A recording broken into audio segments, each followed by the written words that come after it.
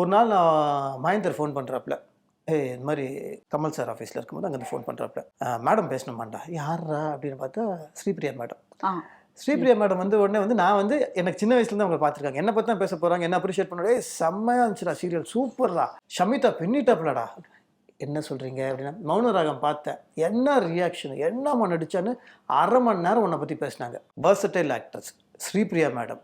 அவங்க கமல் சார் ஆஃபீஸ்க்கு போகும்போது மகேந்தரை பார்த்து, மகேந்தர் கிட்ட ஸ்ரீயோட ஒய்ஃப் நம்பரை பேசணும்னு சொல்லி மகேந்தர் வந்து என் நம்பரை கொடுத்து, இது என்னன்னா ஞாபகம் இருக்கு எனக்கு.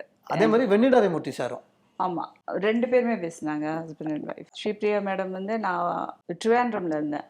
நீ எனக்கு இன்ஃபார்ம் பண்ணலைன்னு நினைக்கிறேன். நான் கேஷுவலாக அட்டென்ட் பண்ணி நான் ஸ்ரீபிரியா பேசுகிறேன்.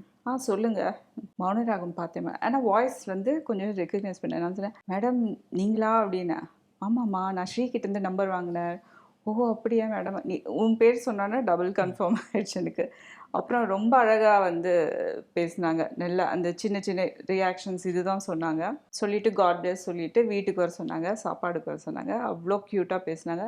அதெல்லாம் வந்து இப்போல்லாம் நினைப்போம், நம்மளே சீரியல், நானே வந்து என் சீரியல் பார்க்க மாட்டேன்.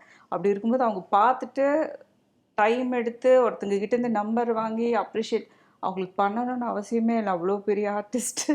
எனக்கு அன்றைக்கி ஃபுல்லாக வீட்டில் எல்லாருக்குமே கால் பண்ணி சொன்னிச்சு. எனக்கு அவங்கள ரொம்ப பிடிக்கும். அதே மாதிரி வெண்ணிடாரைமூர்த்தி சார் வந்து கால் பண்ணியிருந்தாரு. 2 பேருமே ஹஸ்பண்ட் அண்ட் ஒய்ஃப் பேசினாங்க. இதேமாரி அப்ரிஷியேட் பண்ணி என்னை வாழ்த்துனாங்க. ரொம்ப நல்லா பண்ணேம்மா, ரொம்ப நல்லா வரணும்னு சொல்லி வாழ்த்துனாங்க. ஸோ இது வந்து எப்போவுமே சொல்லணும்னு நினைப்பேன், மறந்து போயிடுவேன். இதெல்லாம் வந்து பொக்கிஷம் எனக்கு.